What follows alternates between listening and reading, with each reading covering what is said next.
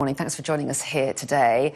Large parts of the UK are expected to face significant disruption on the roads, railways and at airports throughout today.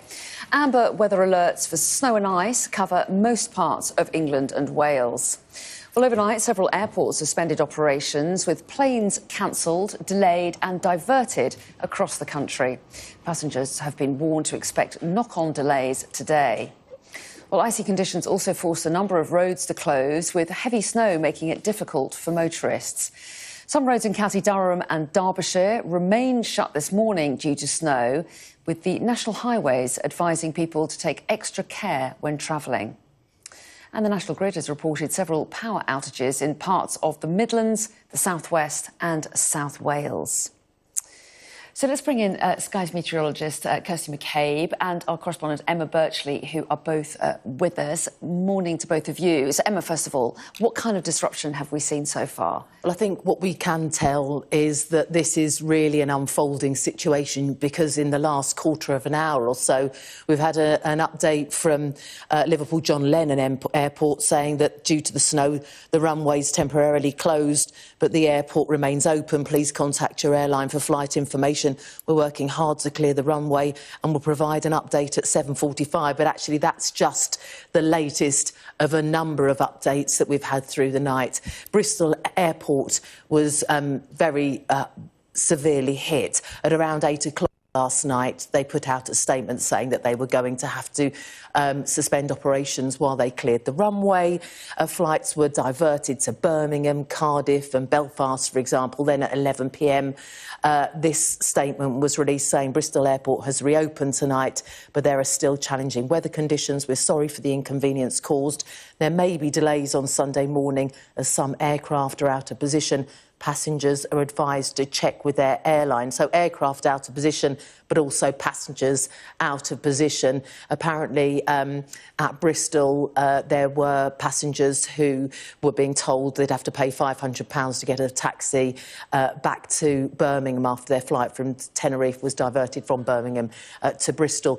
We also spoke to someone called Emma at around 4 this morning. Now, she'd flown in from Gran Canaria a couple of hours before. She was in the baggage area and she was waiting for her bags, along with, she said, four or so other EasyJet flights.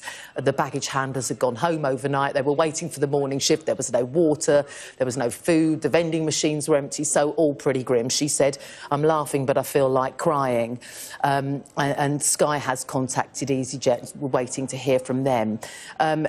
Trouble too at Stansted Airport. Now, there hasn't been a statement for them, but actually when you look online you can see just how many planes have been diverted to the likes of Edinburgh, Dublin, even Cologne. And you can see the video here of the snowy runway from someone who did manage to land. But it is causing all sorts of disruption. Also too in Birmingham, that was closed between midnight and around 2:30 while they cleared the runway. That statement came on X at 2:30 from the airport saying BHX, that's the abbreviation, has reopened its runway after snow clearing. The airport is working together with airline and handling agents to get passengers on their way following the hashtag snow closure. Diversions elsewhere too. East Midlands Airport, one of their flights had to go to Newcastle, and other London flights, London airports being affected as well. So check before you leave. Yeah, that advice more relevant always than ever today, isn't it? And Kirsty, give us a picture of what's happened and what we expect over the next day. Yep, so it's actually quite a messy picture, as you can already hear out there, because we've got the snow affecting more central and northern parts of the country, and we've already had reports of over 20 centimetres of snow in parts of the Pennines. And as well as the snow, there's been issues with freezing rain, and that's where we get the ice forming when we get rain falling on frozen surfaces, and that's really a big issue for the aviation industry, which is obviously affecting our airports. But even to the south, where we've got this rain coming in, there's already a lot of standing water on the roads. So there's quite a mix of weather happening today. You can see we've got quite a plethora of weather warnings out there on the weather map.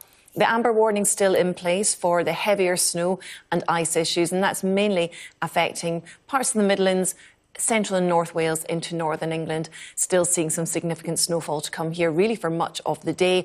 Seeing the snow also pushing into parts of Scotland, Northern Ireland as well. And then further south, we've actually got milder air coming in. And there's always a messy boundary. It's hard to always find that boundary between the milder and the colder air, but it's certainly looking a little bit wet and windy in places as well across southern parts. So we've got some gusty winds too across the Pennines. That's been blowing the snow around, so the drifting snow adding to the issue. So still a lot happening with the weather throughout the rest of the day today. And then next week, once this area of low pressure responsible for the snow pulls away, we bring in a plunge of cold northerly wind behind that. And that means really quite a cold outlook. Next week, we're going to see temperatures dropping.